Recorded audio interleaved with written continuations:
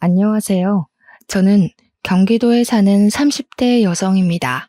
얼마 전 친했던 대학교 동창이 이혼했다는 소식을 들었어요. 사실 그 동창은 아버지가 돌아가시고 어머니와 단둘이 정말 힘들게 살다가 제법 부유한 가정의 아들과 결혼을 했어요. 결혼 후 동창회 모임에 왔는데 명품을 휘감고 나왔더라고요. 얼굴도 매우 좋아 보이고요. 그래서 돈 많은 집에 시집 가서 잘 살고 있는가 보다고 생각했어요. 그런데 알고 보니 남편과 시댁이 돈 없는 친정과 동창을 많이 무시했다고 해요. 처음에는 그냥 은근히 말로 비꼬았지만 점점 친정을 무시하고 인격을 모독하는 말을 하고 결국에는 시어머니한테 손찌검까지 당하고 나니 더는 이렇게 살아서는 안 되겠다 싶어 이혼을 결심했다고 하더라고요. 동창의 안타까운 이야기를 듣고 나니 저의 파란만장했던 이혼 과정도 생각나서 이렇게 사연을 보냅니다. 제가 이혼을 하게 된 이유도 동창과 마찬가지로 돈 때문이었어요. 그러나 저는 동창과는 반대로 시댁이 너무 가난해서 이혼을 하게 됐습니다. 저와 남편은 둘 다 꽤 괜찮은 회사에 다니고 있었어요. 그래서 둘이 결혼을 하면 재벌만큼은 아니더라도 넉넉하게 살 수 있겠다고 생각을 했죠. 그런데 결혼 준비를 하며 시아버지가 몇 년 전에 보증을 잘못 써 빚이 많이 있다는 것을 알게 되었어요. 시아버지가 참 좋으신 분이긴 한데 거절을 잘 못하시거든요. 그런 성격 때문에 남편이 정말 많이 답답해하고 그런 모습은 절대 닮지 말아야지 생각하며 자랐다고 하더라고요. 아무튼 시아버지의 보증 때문에 빚을 많이 지게 되자 남편 월급의 대다수가 집안 빚 갚는 데 나가고 있었어요. 그러니 남편은 월급을 많이 받아도 모아둔 돈은 거의 없었어요. 상견례하기 전에 이런 사실을 알게 되었지만 저는 그래도 결혼에는 망설임이 없었어요. 왜냐하면 저도 남편도 다니는 회사의 복지도 좋고 급여도 또래와 비교하면 꽤 높았거든요. 특히 남편의 회사는 매년 월급을 많이 올려주는 회사로 유명했어요. 그래서 시댁의 빚 문제는 둘이서 힘을 모으면 충분히 해결해 나갈 수 있다고 생각했죠. 결혼을 준비하며 신혼집을 구해야 하는데 남편이 모은 돈이 없고 제가 가진 돈으로도 집을 사기에는 조금 부족한 상황이었어요. 그런다고 굳이 대출을 받고 싶진 않았어요. 그래서 많은 고민 끝에 우리는 제 명의로 된 오피스텔에서 살기로 했어요. 그 오피스텔은 제가 20살이 되던 해에 성인이 된 기념으로 부모님께 받은 선물이었어요. 일단 둘 다 집을 새로 구할 만큼 넉넉한 돈이 없으니 돈이 모일 때까지 그 오피스텔에 들어가 살기로 한 것이죠. 이 오피스텔은 풀옵션이라 딱히 살 가전제품도 없었어요. 결혼하며 남편이 산 것이라고는 자신의 취미를 위해 산 80인치의 TV와 책상, 최고급 의자, 고성능의 컴퓨터가 다였어요. 사실 남편은 집에서 영화 보고 게임하는 것을 좋아하거든요. 그래서 모니터도 가장 큰 것으로 컴퓨터도 항상 고성능으로 사곤 했어요. 그래도 저는 너무 행복했어요. 비록 남편에게 커플링밖에 받은 것이 없지만 남들은 결혼하며 혼수에 뭐에 돈이 많이 든다고 하던데 저는 정말 결혼식에 신혼여행 비용 말고는 돈이 거의 안 들었거든요. 무엇보다 그 당시에 저는 이런 것들이 하나도 보이지 않을 정도로 너무 사랑했어요. 그러나 친정엄마는 결혼하는 것에 대해 그다지 마음에 들지 않게 생각하셨어요. 아무리 그래도 그냥 친구랑 동거하는 것도 아니고 명색이 결혼인데 내 명의로 있던 오피스텔에서 살고 사위라는 것은 아무 준비도 하지 않는 모습이 마음에 들지 않는다고 하시더라고요. 그래도 저는 남편이 회사에서 평판도 좋고 성실한 이미지라고 우리 정말 행복하게 잘 살 수 있다고 이야기하며 엄마를 설득했어요.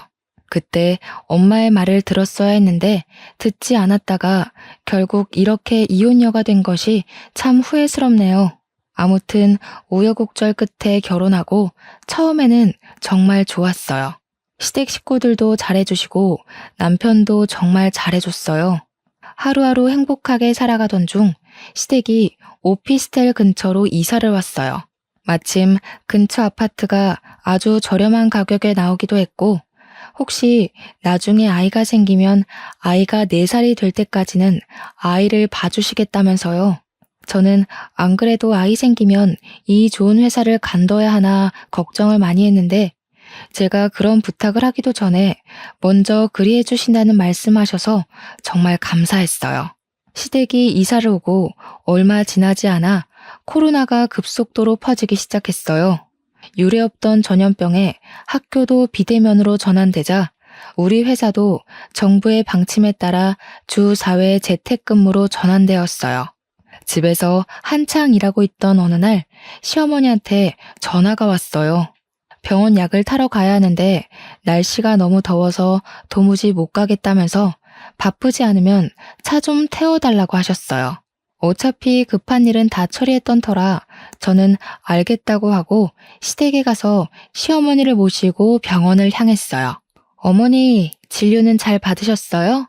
여기서 수납하면 된대요. 그래? 얘야. 근데 내가 지금 화장실이 너무 급해서 그런데 화장실 좀 다녀올 테니 네가 계산 좀 해놔라. 좀 있으면 퇴근 시간이라서 차 막히잖니. 부탁한다. 시어머니는 제게 병원비 계산을 맡기고 화장실로 가셨어요. 약국에서도 수납해야 하는 순간 갑자기 급한 전화가 왔다며 약국 밖으로 나가시더라고요. 예상치 못한 상황들에 약간 당황했지만 시어머니도 내 가족인데 이깟 병원비와 약값 한 번 못 내나 싶어 군말 없이 10만 원가량을 제가 다 결제했네요.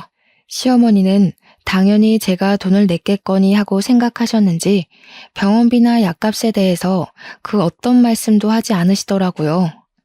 시어머니를 집에 모셔다 드리고 집에 오니 남편이 퇴근해 있었어요. 어디에 갔다 오냐길래 오늘 있던 일들을 이야기했어요. 사실 오늘 집에서 일하는데 어머니한테 전화 오더라고. 병원에 좀 데려다 달라고. 급한 일은 다 처리했으니 알겠다고 하고 갔지. 갔는데 병원비랑 약값 거의 한 10만 원 정도 나왔는데 그거 다 내가 냈어. 엄마는 지갑 안 가져가셨대? 그건 아니고 병원비 계산할 때는 갑자기 화장실에 가시고 약값 계산할 때는 급한 전화 있다고 받으시러 나가시더라고. 거기서 수납하는 곳 앞에서 멀뚱히 서 있기도 좀 그래서 내가 다 계산했지. 그래? 잘했네. 그런데 뭔가 조금 기분이 이상하더라고.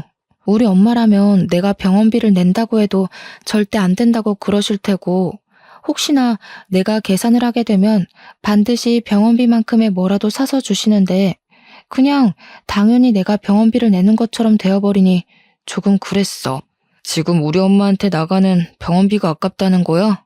와, 우리 엄마도 이제 가족이야.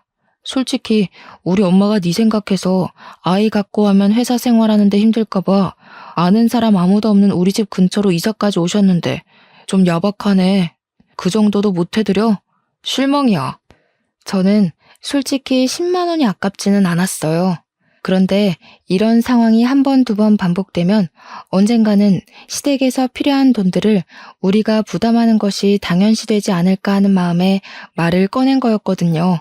사실 우리도 지금이야 돈을 잘 벌지만 아이 없을 때 차곡차곡 모아놔야 나중에 아이가 크고 돈 많이 들 때 넉넉하게 키울 수가 있잖아요. 그런 생각에서 한 말인데 남편은 그저 화만 내며 속 좁은 사람 취급을 하니 섭섭하더라고요. 그런데 또 남편의 입장에서 생각을 해보면 자기 엄마에게 다른 돈도 아니고 병원비와 약값으로 생색내는 것처럼 보일 수도 있겠다는 생각이 들더라고요.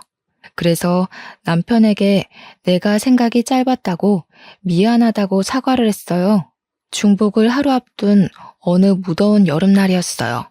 그날도 집에서 더위와 씨름을 하며 일을 하고 있는데 시어머니한테 전화가 오더라고요.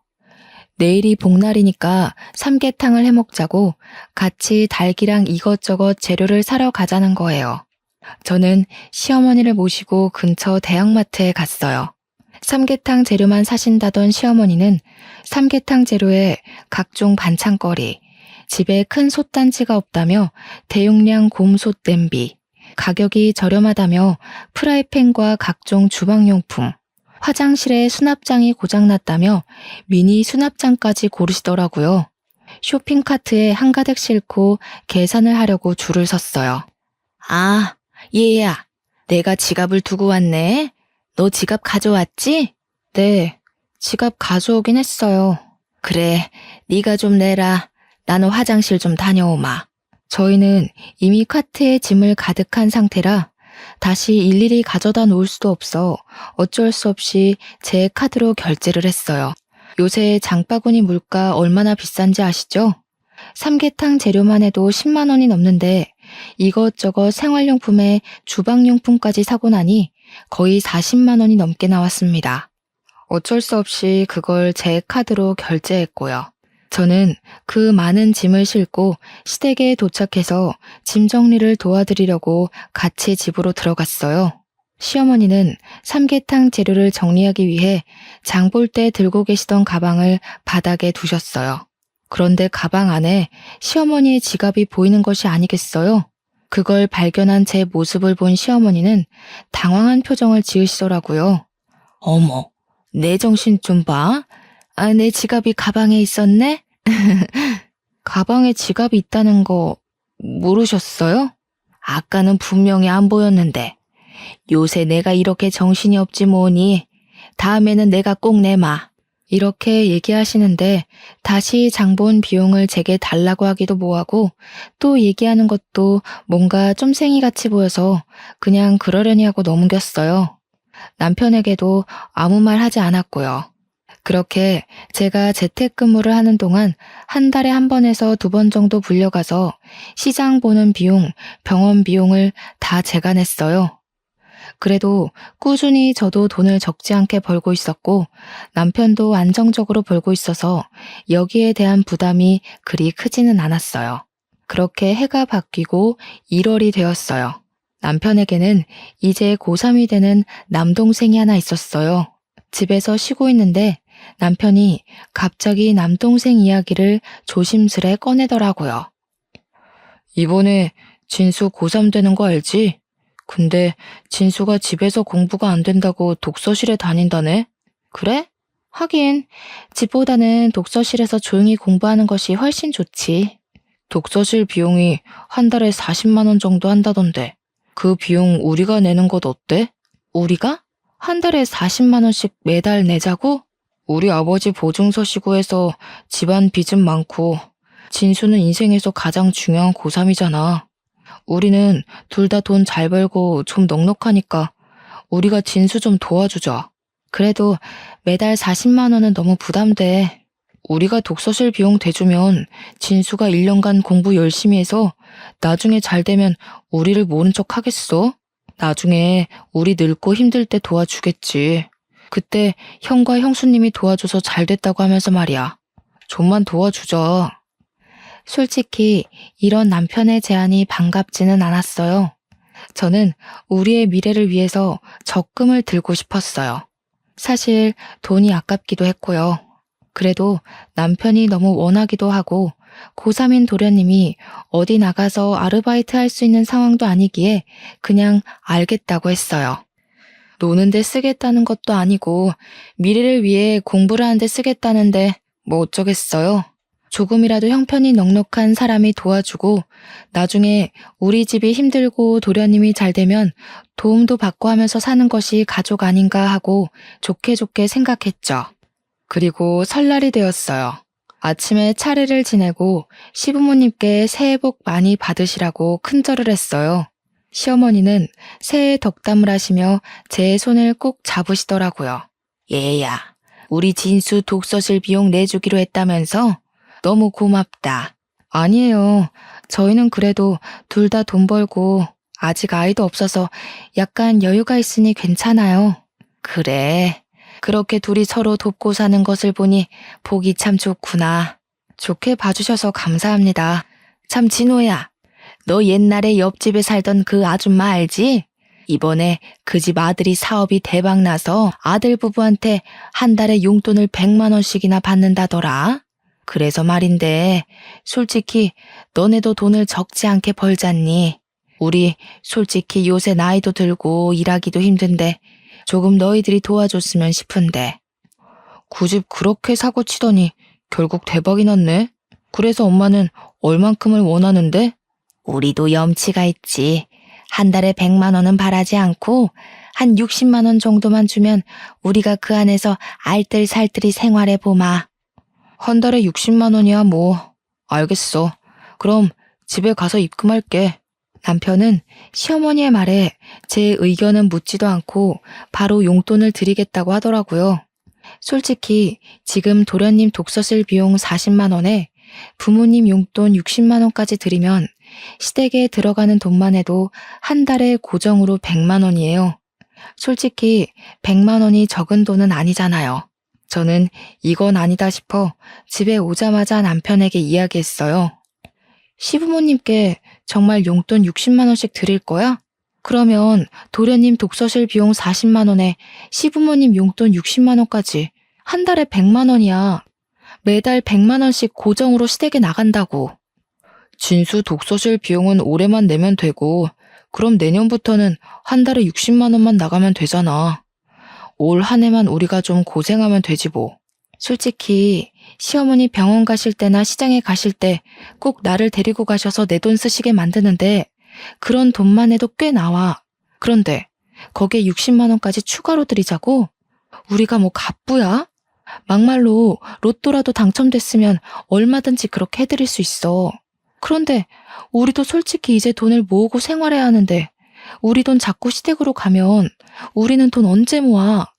엄마가 자꾸 시장이나 병원에 가실 때 네 돈을 쓰게 하니까 용돈을 드리자는 거야.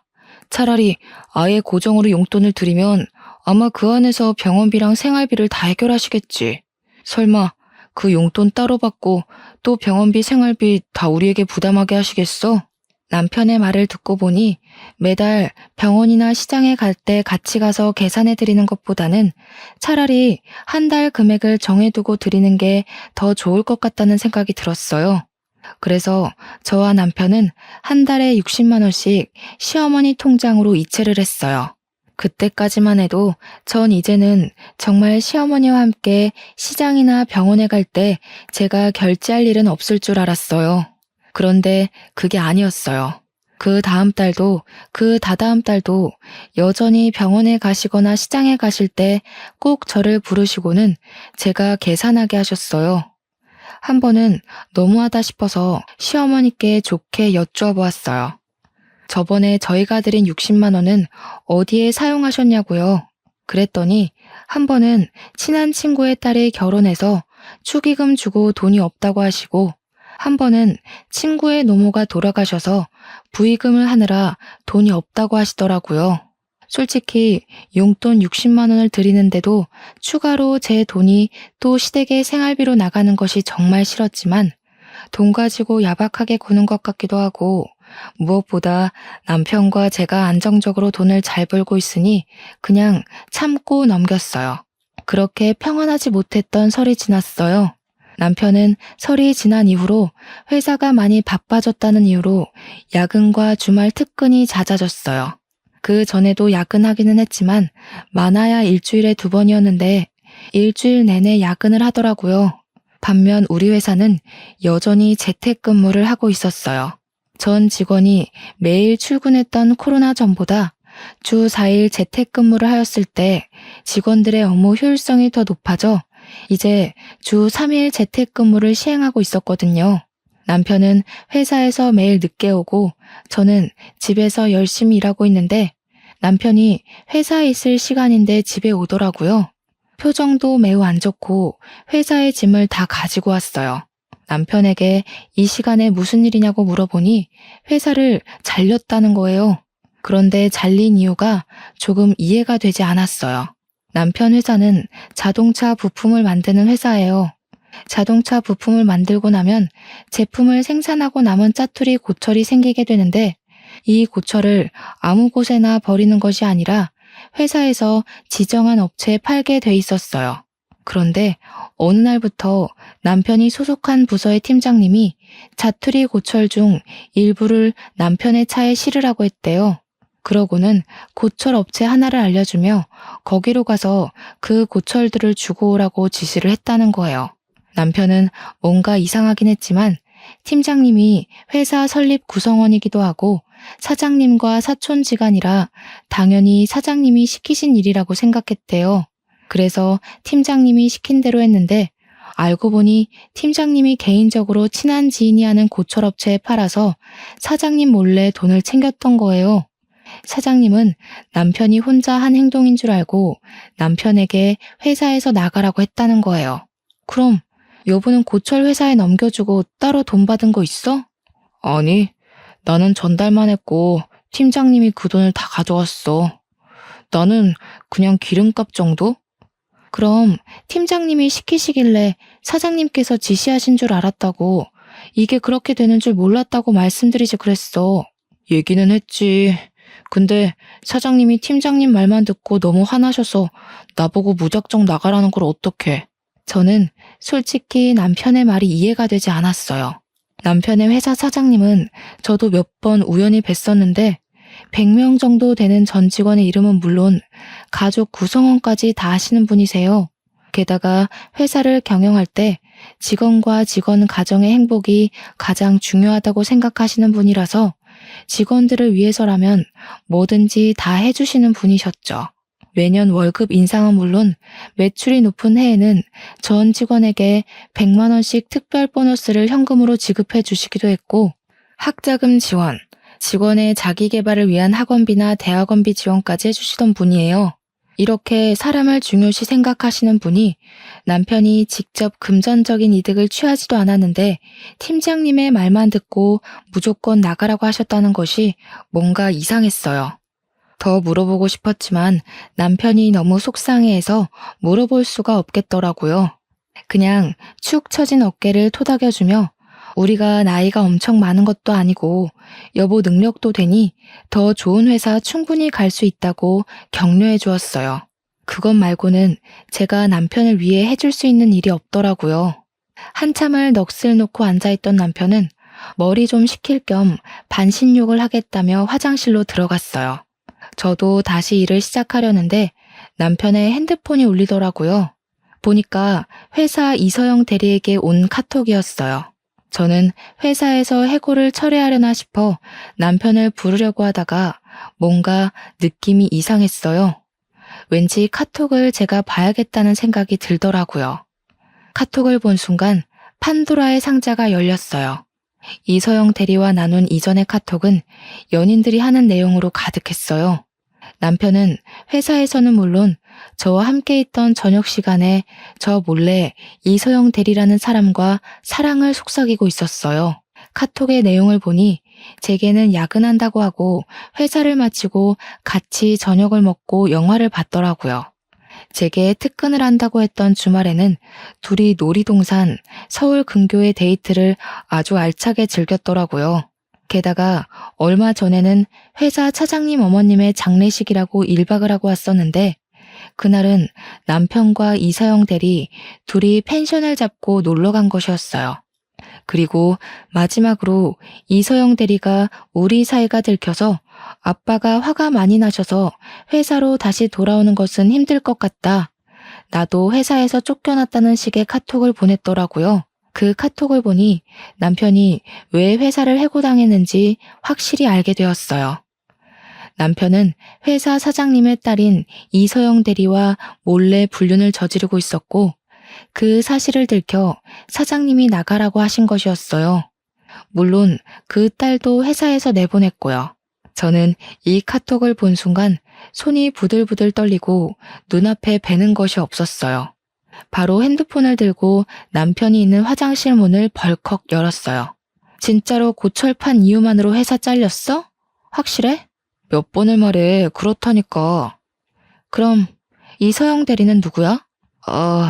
이서영 대리를 어떻게 알아? 네가 들어가고 나서 핸드폰이 울리길래 보니까 이서영 대리한테 카톡이 왔더라고. 부르려다가 뭔가 싶어서 핸드폰을 봤지. 근데 너 나한테 야근한다고 할 때마다 이서영 대리랑 데이트했더라? 얼마 전에 차장님 어머니 돌아가셨다며? 그래서 강원도 간다더니 그때 가평으로 둘이 놀러 갔더라. 아니 그게... 뭐? 자기야 사랑해? 기가 막혀서. 그렇게 이서영 대리라는 년이 좋디? 아주 나한테는 보내지도 않던 이모티콘 막 보내고 난리가 났더라. 아, 이서영 대리가 그러더라. 자기 아빠가 화가 많이 나셔서 자기도 회사에서 쫓겨났다고. 너 회사 사장님 딸이랑 불륜 저질러서 쫓겨난 거 맞지? 제가 불륜 사실을 모두 다 알았다고 말하자 남편은 반신욕을 하다가 뛰쳐나와 제 앞에 무릎을 꿇었어요. 자기야, 정말 미안해. 나는 당연히 안 그러려고 했는데 이서영 대리가 자꾸 나한테 꼬리를 치는 거야. 그러면서 나랑 사귀면 아빠인 사장님께 잘 얘기해서 월급도 많이 올려주겠다고. 사장님 딸인데 혹시라도 내가 싫다고 하면 나에게 불이익이 생길까봐 두려웠어. 게다가 나한테 자꾸 잘해주면서 그러니까 내가 단칼에 거절하기가 너무 힘들더라고. 야, 너는 아버지가 거절하지 못하는 성격 때문에 보증도 서고 집안이 빚더미라고 하면서 맨날 답답해하더니 정작 자기 자신은 그런 거 하나 거절하지 못해서 불륜을 저지르냐? 그게 말이 된다고 생각해? 그것도 있고 자기가 그동안 우리 엄마 병원비에 시장 보는 비용, 동생 독서실 비용으로 많이 힘들어했잖아. 나는 돈 많이 벌어서 자기 호강시켜주려는 생각에 그만. 진짜 미안해. 내가 잘못했어. 저는 정말 너무 화가 나서 당장이라도 이혼하고 싶었지만 샤워 가운 한 장 입고 화장실 바닥에 무릎까지 꿇고 손이 발이 되도록 비는 남편을 보니 마음이 또 약해졌어요. 2번 다시는 이런 일 절대 없을 것이라는 다짐을 수백 번 받고 저는 일단 한 번은 눈 감아주기로 했죠. 남편은 용서해줘서 고맙다며 정말 미안하다고 하더라고요.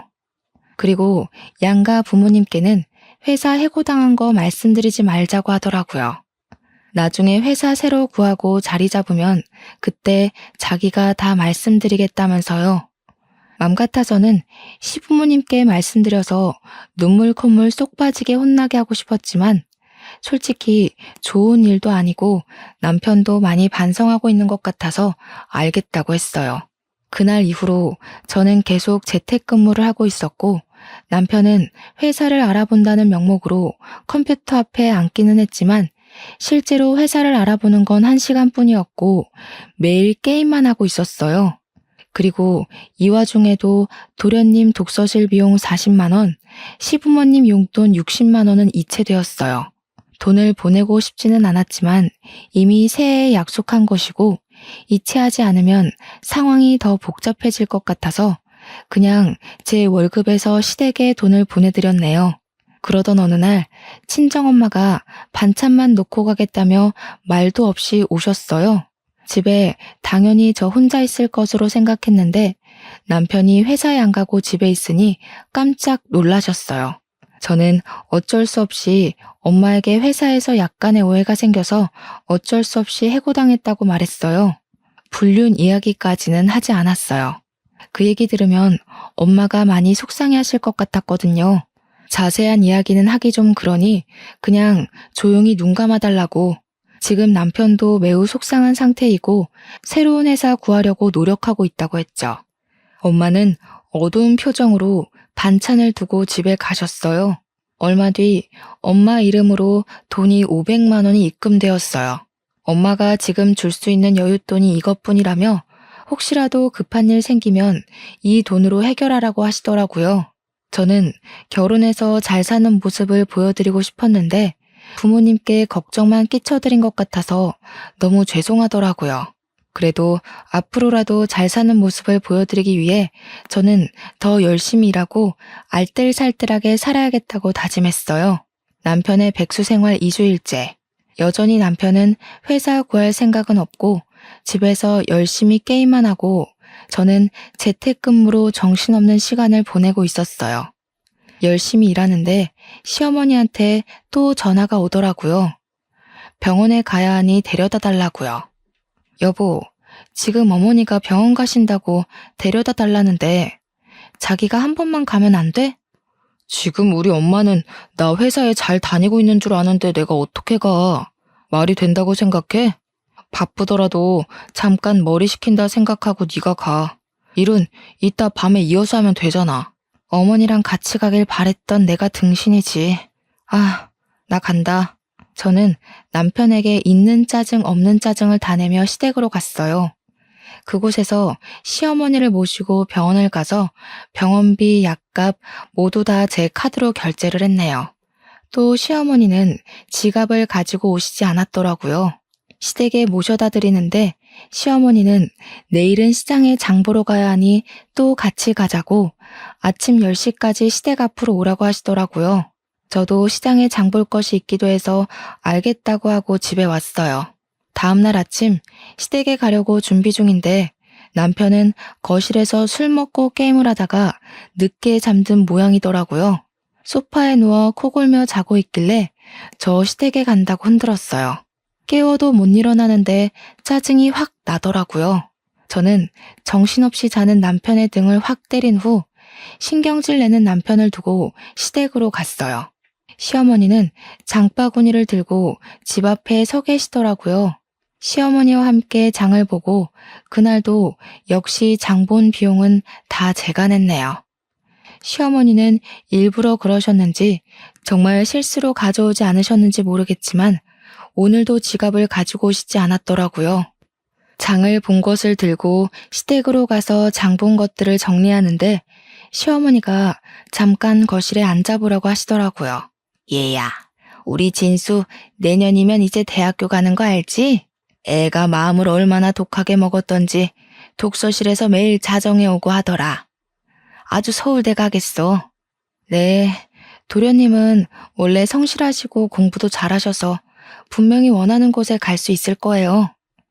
그래서 말인데 내년에 진수 대학교 입학금과 학비 일부만 좀 지원해 줄 수 있겠니? 네? 대학교 입학금과 학비가 얼마나 비싼데 그것을 어떻게 지원해요? 왜 못하니? 너 젊을 때부터 한 회사 계속 다녔으니 퇴직금도 적지 않을 것이고 그 퇴직금 조금 먼저 받고 대출 좀 받아서 진수 학비 지원해주면 되지. 우리가 모아둔 돈이 없어서 그래. 어머니, 제 퇴직금은 제가 그동안 열심히 일해서 생긴 돈인데 그걸 어떻게 도련님 학비에 써요? 저는 제 퇴직금을 왜 도련님 학비에 써야 하는지 모르겠어요. 난 너를 가족으로 생각했는데 참 서운하네. 학비 전부를 지원해달라는 것도 아니고 일부만 지원해달라는 것인데 그게 그리 어려운 일이니? 네가 돈이 없는 것도 아니고 옛날에는 첫째가 동생들 다 학비 대주고 했다. 그야 옛날이죠. 저는 제 퇴직금으로 도련님 학비 대주는 것은 조금 그러네요. 게다가 저희 신혼집도 대출빚 가지고 시작하기 싫어서 일부러 제 명의의 오피스텔에서 살고 있는데 도련님 학비 대준다고 대출받는 건 더더욱 아닌 것 같아요. 그리고 말이 나와서 말인데요. 솔직히 도련님 독서실 비용에 어머니 아버지 용돈에 어머니 병원비에 시장 보는 비용까지 너무 부담돼요. 한 달에 시댁으로만 거의 200만 원 가까이 돈이 나간다고요. 어머 얘, 무슨 200만 원이야. 진수 독서실 비용 40에 우리 용돈 60까지 해서 100만 원이지. 내 병원이랑 시장 보는 비용 그까짓 것 해봤자 얼마나 된다고. 어머니, 제 카드 명세서 뽑아드릴까요? 어제 병원비에 약값만 20만 원에 오늘 시장 보는 값이 15만 원이나 나왔어요. 고작 이틀 만에 벌써 35만 원이나 나왔다고요. 보자 하니까 너무하네. 솔직히 너희는 둘 다 꽤 좋은 직장에서 일하고 있잖니. 하나뿐인 귀한 도련님 학비 지원 하나 못 해주니? 둘 다 일한다고요? 아닌데요? 지금 남편 집에 있어요. 회사 사장님 딸이랑 불륜 저질러서 회사 잘렸어요. 저는 시어머니의 뻔뻔스러운 돈 요구에 너무 화가 나서 남편이 불륜을 저질러 회사 잘렸고 그래서 지금 저 혼자 돈 벌어서 남편을 먹여 살리고 있다고 했어요. 얘, 너 무슨 소리를 하는 거니? 우리 진호가 불륜을 저질러서 잘렸다고? 그게 말이 돼? 우리 진호가 얼마나 성실하고 착한 아이가 아닌데 네가 잘못 알고 있는 거겠지. 그래요? 그럼 한번 지금 우리 집으로 가서 직접 보시죠. 저는 시어머니를 모시고 집으로 갔어요. 거실에는 남편이 밤새워 먹었던 맥주캔과 컵라면이 아직도 있었고 남편은 여전히 소파에 누워 코 골며 자고 있더라고요. 회사에 당연히 있다고 생각한 시어머니는 남편의 모습에 깜짝 놀라셨어요. 진수야, 너 진짜로 사장님 딸이랑 바람 펴서 회사 잘린 거야? 아니, 그냥, 야, 너는 내가 알아서 잘 처리한다니까 굳이 엄마 걱정되게 다 얘기했냐? 회사에서 사장님 딸이랑 불륜 저질러서 회사에서 잘린 주제에 밤새 게임을 하고 맥주만 먹으면서 회사 구할 생각이 없어 보여서 그랬다 왜? 안 그래도 지금 내 월급만으로 생활하기 힘든데 시어머니 용돈에 도련님 독서실 비용에 시어머니 병원비에 시장값에 얼마나 힘든지 알아? 게다가 어머니는 내년에 도련님 대학 학비까지 요구하시더라. 예, 그때는 내가 너희 이런 상황인지 몰랐을 때고 내가 설마 너희들 이런 상황인 줄 알면 그런 얘기 했겠니? 너 말 한 번 잘했다. 야, 우리 엄마 병원이랑 마트장 보는 값이 들어봤자 얼마나 된다 그래? 진짜 구질구질하다 정말. 저번 달에 어머니 병원비랑 시장 보는 비용이 100만 원이나 나갔어. 거기에 도련님 독서실 비용 40, 부모님 용돈 60까지 다달이 시댁에만 200만 원이 나간다고. 너 만약에 우리 집에 매달 200만 원씩 나간다고 하면 군소리 없이 보낼 수 있어? 무슨 100만 원이나 들어 말이 되니? 엄마가 뭘 샀으면 얼마나 샀다고. 진짜 돈 좀 번다고 유세냐? 더럽고 치사해서. 너같이 속 좁은 여자랑은 도저히 못 살겠다. 그래, 돈 벌어서 시댁에 다 돈 나가니 내가 속이 터져서 유세 좀 떨었다. 나는 너희 집 물주나 호구로 다시는 못 살아. 너 말대로 나는 더럽고 치사해서 속 좁은 사람이니까 그만하자. 어머니, 저 이제 이 집에서는 물주 노릇 못하겠네요. 시댁이라면 돈 팍팍 주는 속 넓고 이해심 많은 여자 찾으셔서 아드님 재혼시키세요. 저는 더는 같이 못 살겠네요. 저는 그동안 참고 참았던 모든 일을 다 하나하나 낱낱이 이야기하며 이혼하자고 선언했어요. 남편도 이혼하자 그러면 누가 붙잡을 줄 알았냐며 이혼하자고 같이 소리를 버럭 지르더라고요. 그 모습에 저는 정말 이혼할 결심으로 집에 있던 옷과 화장품, 노트북 등 당장 사용할 짐을 모두 쌌어요. 짐을 싸서 나가는데 시어머니는 말리시고 남편은 화가 나서 이혼하자고 난리더라고요. 지금 저 말리셔도 소용없어요. 전 이미 마음 확실히 정했고 이혼하겠습니다. 아, 그리고 너 이 오피스텔 제 명의로 되어 있는 거 알지? 딱 일주일 줄게. 일주일 동안 네가 산 TV, 컴퓨터, 책상 싹 다 치워놔. 일주일 뒤에도 그래도 있으면 다 팔아버릴 거야. 알겠어? 저는 그 길로 바로 친정으로 향했어요. 엄마는 갑자기 온 짐을 챙겨서 온 저를 보며 깜짝 놀라셨어요. 저는 엄마에게 사실 남편이 회사 사장님 딸과 불륜을 저질러서 해고당한 이야기부터 그동안 시댁이 힘들다는 이유로 도련님 독서실 비용에 시부모님 용돈에 병원비에 시장 보는 비용까지 매달 200만 원가량이 시댁으로 갔다고 말씀드렸어요. 엄마는 제가 그동안 살아온 이야기를 듣고 많이 속상해 하셨어요. 그래도 아이가 생기기 전에 이렇게 헤어진 것이 다행일지도 모른다며 제 나이가 많은 것도 아니고 아직 안정적으로 일하고 있으니 괜찮다고 다 잘 될 것이니 걱정하지 말라고 하셨어요.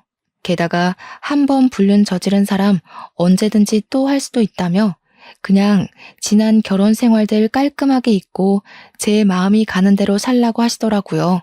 엄마는 무덤덤하게 이야기하셨지만 가정의 행복을 가장 중요시 생각하는 엄마에게 잘 사는 모습을 보여드리지 못하고 못난 모습만 보여드린 것 같아 너무 죄송하더라고요. 친정집에 들어와 산 지 일주일이 지났어요. 그동안 남편은 아무 연락이 없길래 저는 당연히 이혼할 생각에 연락이 없는 줄 알고 이혼 서류를 작성해서 오피스텔로 갔어요.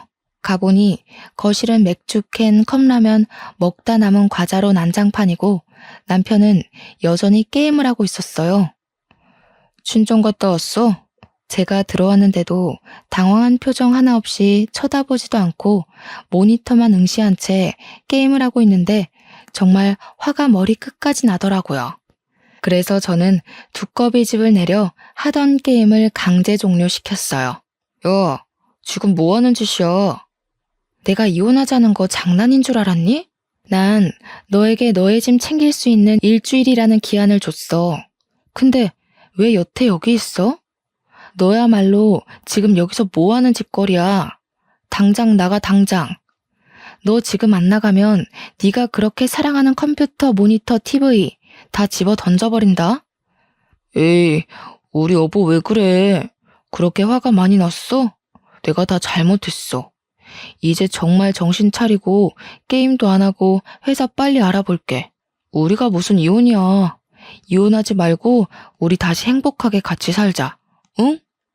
남편이 아무 일도 없었던 것처럼 알랑방귀를 끼며 제게 이야기하는데 저는 정말 너무 화가 나서 온몸이 부르르 떨리고 눈이 뒤집힐 것 같더라고요. 저의 화를 주체하지 못해 남편이 그토록 사랑하는 컴퓨터 모니터를 냅다 바닥으로 던져버렸어요. 야, 이게 얼마짜린 줄 알아? 너 지금 뭐 하는 짓이야? 진짜 돈만 밝히고 무식하기는. 아무리 화난다 해도 모니터를 집어 던져버리냐? 나도 너처럼 무식한 싸움꾼 아내 필요 없어. 당장 이혼해. 저는 남편의 말에 화가 더 많이 나서 이번에는 컴퓨터 본체를 바닥으로 던졌어요. 말 한 번 잘했다. 나 원래 돈만 밝히고 무식하고 싸움꾼이야. 어디 보자. 여기에 네가 사온 물건이 또 뭐가 있더라? 아, 저 80인치 TV도 네가 사왔었지? 저기 망치 있는데 TV를 망치로 때리면 어떻게 되는지 한번 봐볼까? 저는 창고로 가서 망치를 꺼내왔어요. 그리고 정말 망치로 TV를 때리려고 했어요. 남편은 이제야 사태의 심각성을 깨닫고 망치를 들고 있던 저의 팔을 잡더라고요. 제발 그만해. 화 좀 삭혀. 이게 지금 얼마짜린데 다 부수고 있어. 내가 눈앞에서 사라지면 그냥 둘 거지?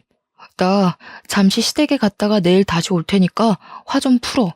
그리고 우리 다시 얘기하자, 응? 제발 TV는 그냥 둬. 절대 부수면 안 돼? 네가 지금 시댁에 가 있다 해도 우리 이혼 사실은 변하지 않아. 그리고 지금 저 컴퓨터 TV 다 합쳐도 그동안 너네 부모랑 동생이 나한테 뜯어간 돈보다 작을 것 같은데 내가 훨씬 더 손해 아닌가? 어차피 내가 손해니까 저 TV 다 부셔도 되겠다. 그치? 제발 그만해. 그러다가 너 진짜 나도 치겠어. 지금 내가 이성을 더 잃으면 정말 너를 이 망치로 때리고 뉴스에 나올 수도 있을 것 같거든? 그러니까 내가 진짜로 그렇게 하기 전에 당장 너네 집으로 꺼져.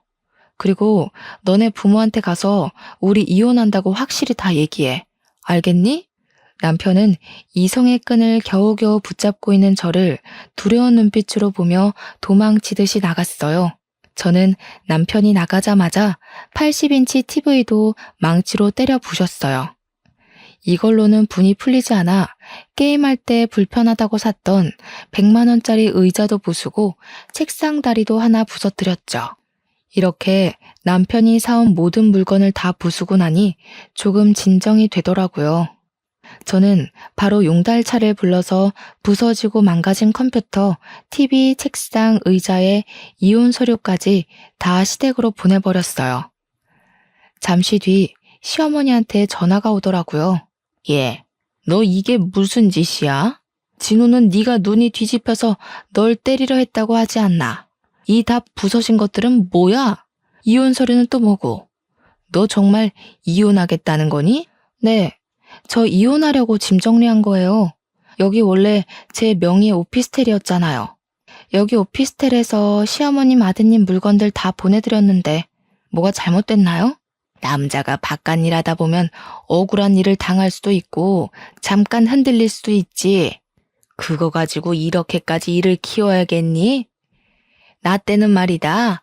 남편이 몇 년간 돈 한 푼 못 벌어와도 그래도 남편 믿고 살아왔다. 하여간 요즘 젊은 것들은 걸핏하면 이혼한다는 소리지. 어머니 아들이요. 밖에서 불륜 저지르고 왔어요. 그래도 전 참았어요. 근데 어머니, 남편 모두 저를 물주나 호구로 생각하고 저에게 돈 맡긴 사람처럼 돈 달라고 그러는데 전 그 사이에서 도무지 같이 못 살겠네요. 저는 옛날 사람들처럼 착하지가 못해서요. 아, 제가 이혼 서류 같이 보냈죠? 어머니 아들한테 그 서류 작성해서 내일 아침 9시까지 법원 앞으로 오라고 전해주세요. 만약에 안 오면 저 이혼 소송 갈 거예요. 그리고 오피스텔 비밀번호도 바꿨으니 이제 두 번 다시는 이 집 올 생각 하지도 마세요. 아시겠어요? 남편과 한바탕 싸우고 시어머니한테도 그동안 쌓인 이야기 다 하고 나니 속이 좀 후련하더라고요. 정신 좀 차리고 어질러진 집을 정리하고 저는 혼자 맥주를 마시다가 잠이 들었어요. 그리고 다음날 아침 9시에 법원으로 가니 남편이 이혼 서류를 작성해서 왔더라고요. 우리는 아무 말 없이 이혼 서류를 냈어요. 그리고 오피스텔에 다시 갔는데 혼자 오피스텔에 있으니 자꾸 남편 생각이 나서 화가 나 견딜 수가 없더라고요. 거기서 계속 살다가는 제가 화병이 나서 죽을 것만 같아 그 길로 오피스텔을 헐값에 팔아버리고 친정집에 아예 들어갔어요. 그 뒤로 저의 이혼은 재빠르게 진행됐어요. 둘이 같이 산 시간이 짧고 재산 분할할 것도 없고 아이도 없으니 정말 빠르게 이혼 처리가 되더라고요. 이렇게 저의 결혼 생활은 이혼으로 끝맺음 되었답니다. 저는 사실 결혼은 서로가 사랑하는 마음만 있으면 될 줄 알았어요. 그동안은 사람들이 다들 결혼을 할 때 조건을 보는 모습을 보며 속물이라고 생각하며 속으로 비난했었거든요.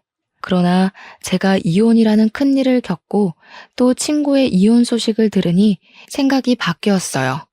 결혼할 때 상대의 성격이나 인품도 봐야 하지만 집안의 경쟁력도 반드시 확인해서 경제적 수준이 비슷한 집안이 결혼해서 사는 것이 가장 행복한 삶을 사는 것이 아닐까 하는 생각이 드네요. 경제적으로 차이가 나게 되면 아무래도 더 부유한 쪽이 그렇지 못한 쪽을 무시하게 되는 것 같아요. 무시하지 않는다 해도 어려운 집안은 넉넉한 집안에 자꾸 기대하게 되고 그 기대에 만족하지 못하면 실망을 하게 되죠. 반대로 경제적으로 넉넉한 집안은 어려운 집안의 요구에 딱 잘라서 거절하기도 맞춰주기도 어려운 애매한 상황이 반복되며 스트레스를 받게 되는 것 같아요. 이러한 말하지 못할 애매한 상황들이 쌓이고 쌓여 폭발하게 되고 결국엔 이혼하게 되는 것 같아요. 물론 경제적으로 차이가 크게 나도 제 생각과는 다르게 잘 맞춰서 살아가는 사람들도 분명히 있을 거예요. 그러나 저는 이러한 가정이 될 확률은 로또에 당첨될 만큼 매우 낮은 확률이지 않을까 하는 생각을 해봅니다. 저는 당분간은 결혼에 대한 생각이 없어요. 그냥 지금처럼 친정 부모님과 함께 살며 제가 좋아하는 일을 하며 저 자신만을 위해 살고 싶어요. 이렇게 살다가 언젠가 혹시라도 마음에 쏙 들어 결혼하고 싶은 사람이 생긴다면 그때는 반드시 그 사람뿐만 아니라 그 사람이 자라온 배경과 집안 형편까지 고려해서 신중히 결혼해야겠다는 생각이 드네요. 전국에 결혼을 앞둔 예비 신랑, 예비 신부가 있다면 반드시 상대의 집안의 경제력을 확인하세요. 상대 집안의 경제력을 따진다고 속물이라고만 생각하지 마시고 반드시 확인하셔야 합니다. 결혼은 연애와는 달리 우리가 살아가는 현실이라서 반드시 짚고 넘어가지 않으면 후회합니다. 이 점 명심하시고 후회하는 결혼 생활을 하는 또 다른 제가 없기를 바라면서 사연을 마칩니다.